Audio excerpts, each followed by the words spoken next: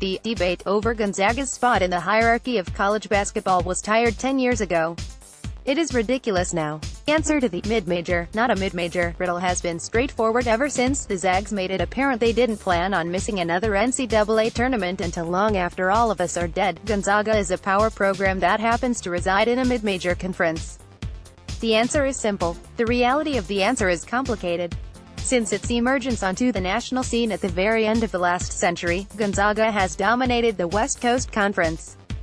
The Bulldogs have built gaudy record after gaudy record and claimed the league's auto bid to the NCAA tournament 16 times since 1999. They've then silenced critics who doubted the process that led to those gaudy records by crashing the Sweet 16 8 times, and being the only program other than Kansas that has won at least one game in the Big Dance in each of the last 10 years. A run to the national championship game last year didn't hurt either. Still, this combination of raw power surrounded by, well, not raw power isn't supposed to exist in the modern game.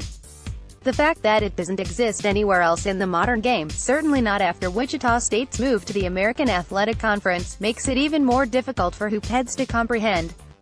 In this way, and so many others, Gonzaga is college basketball's ultimate contradiction, an inexplicable anomaly thriving in an era where we like to be able to explain everything. Kyle Terada, USA Today Sports. On the surface, Mark Few is undeniably old school. Gonzaga is one of the only programs at any level of college basketball that still uses the red shirt for more than just one or two extreme cases every 5 years or so.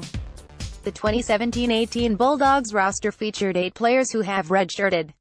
That's down from 11 on last season's national runner-up squad.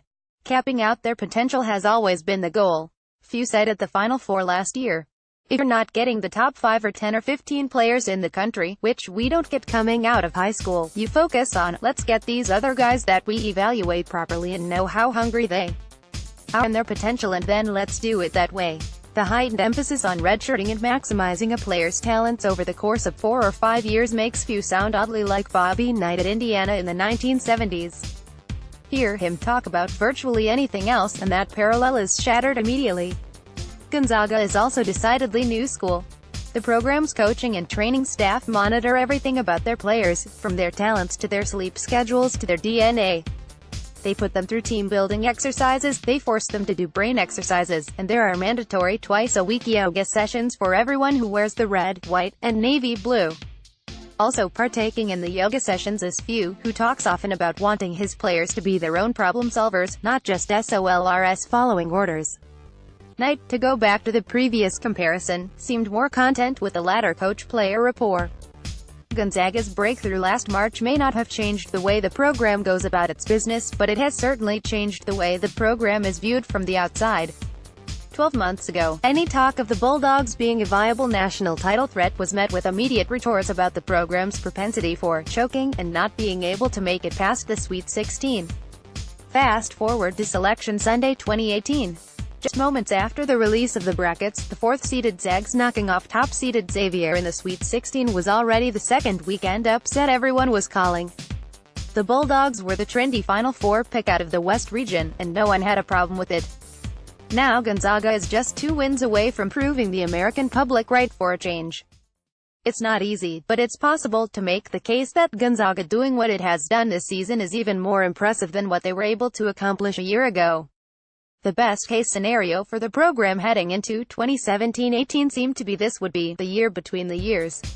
The Bulldogs would fight with St. Mary's for the WCC title, they'd made the NCAA tournament for a 20th straight year, maybe they'd win a game, and then they'd bring back nearly all of their players and gear up for a much deeper run in 2019. Instead, Few and company have been a national player from start to finish in 2017-18. They lost just one conference game on their way to WCC regular season and tournament titles. They earned a respectable No. 4 seed on Selection Sunday, and now they seem like as safe a bet as any on the wild left side of the NCAA tournament's bracket to make it back to the national title game. Being 2 wins away from a return trip to the Final Four a year after losing your top 3 scorers, a group that included a first-team All-American who still had a year of eligibility left, as well as a surprise one-and-done defection, showcases a level of resiliency we only expect to see from 6 or 7 programs in this sport. Even 5 years ago, when Gonzaga was already solidly established as the ultimate, non-mid-major, it was hard to see FU's program getting to a point where it could belong in that elite of the elite club.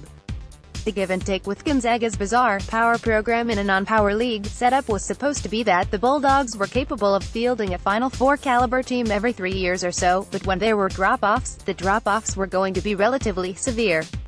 Clearly that isn't the case anymore. There are no bridge years for Gonzaga anymore, no year between the years. The Bulldogs are right in the middle of the hunt for the 2018 national championship, and logic says they're going to be in the same spot next year and the year after that.